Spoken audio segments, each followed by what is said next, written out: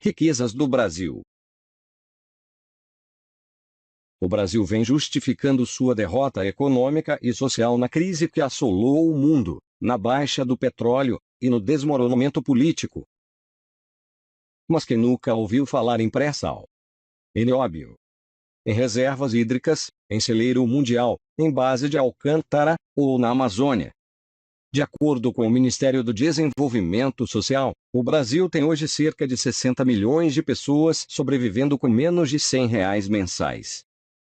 E aproximadamente 22 milhões de indigentes ou muito pobres, aquelas pessoas ou famílias com renda tão baixa que não conseguem ingerir as quantidades mínimas de alimentos por dia. Algo difícil de digerir, quando com pré-sal, poderíamos estar entre os maiores do mundo em geração de energia, de emprego e em distribuição de renda. As descobertas no pré-sal estão entre as mais importantes em todo o mundo nas últimas décadas. A província pré-sal é composta por grandes acumulações de óleo leve, de excelente qualidade e com alto valor comercial. Uma realidade que nos coloca em uma posição estratégica frente à grande demanda de energia mundial. A produção diária de petróleo no pré-sal passou da média de aproximadamente 41 mil barris por dia, em 2010, para o patamar de 1 milhão de barris por dia em meados de 2016. Um crescimento de quase 24 vezes. E por motivos escusos ainda não exploramos todo o potencial desta camada. E quando falamos em nióbio sentimos o peso de uma alimentação forçada descer pela garganta. Descoberto em 1801, por um inglês, o nióbio, o mais leve dos metais refratários, é utilizado principalmente em ligas ferrosas. Tão poderoso que é utilizado na escala de 100 gramas para cada tonelada de ferro, criando aço bastante resistente que são utilizadas em tubos de gasodutos, motores de aeroplanos, propulsão de foguetes e outros chamados supercondutores, além de soldagem, indústria nuclear, eletrônica, lentes ópticas, tomógrafos, e outros.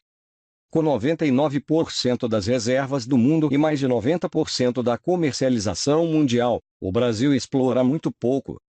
Um dos maiores críticos foi o deputado federal e candidato à presidência, Enéas Carneiro, que afirmava que só a riqueza de nióbio enterrada no solo brasileiro seria maior que nosso PIB. Assombroso porque nós vivemos num centro de país pobre, mas como pobre? Se nós temos o maior contingente de água potável do planeta, 21%. Como pobre se nós temos uma riqueza mineral que ninguém tem? Eu conversava com o senhor e converso sempre com qualquer colega, qualquer pessoa, perdoe-me tratá-la assim, que queira trocar ideias. Nós temos de nióbio um elemento químico fundamental para a indústria aeronáutica, sem o qual o avião supersônico não levanta voo.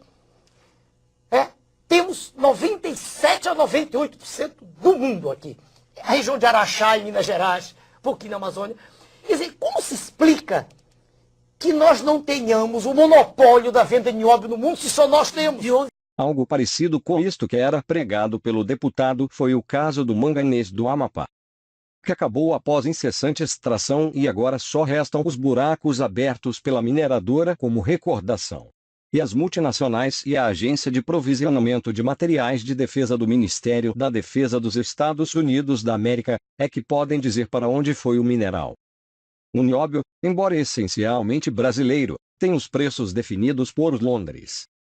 Contudo, quando falamos em alimentação forçada, somente com água para engolir a seco, o Brasil, com suas riquezas hídricas e geografias favoráveis, assume o segundo e terceiro lugar em tamanho de hidrelétricas, perdendo somente para a usina de Três Gargantas na China.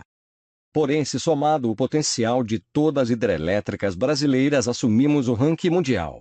Entretanto, isto não é o suficiente para que os brasileiros possuam a energia mais barata do mundo.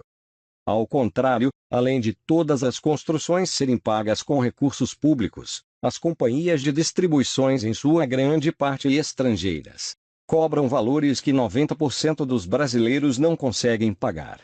E aqueles que querem ser autônomos em geração de energia, não conseguem incentivos do governo. E as companhias, por sua vez, não querem perder essa mamata. Com o apoio das agências reguladoras, criam as barreiras para continuar sugando os que mais precisam da autonomia em energia.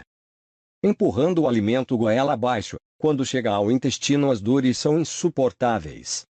O Brasil é o celeiro do mundo, mas quem dera fosse também celeiro para os 3 milhões de brasileiros na extrema pobreza, e outros mais. O Brasil possui o maior rebanho comercial de boi, tendo como praça de referência para os preços Araçatuba, em São Paulo.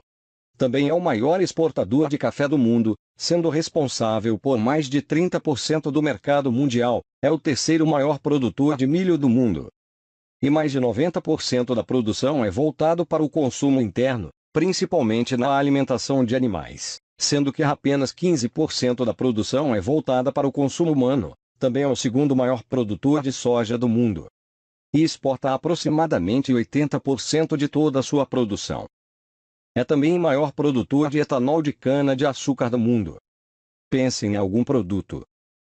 Ou produzimos ou temos condições para desenvolver e produzir o produto que você pensou. O que nos falta é administradores e vontade de fazer o país crescer como potência econômica e social. Contudo, a situação fede, quando este mesmo alimento que empurraram goela abaixo vira bolo fecal.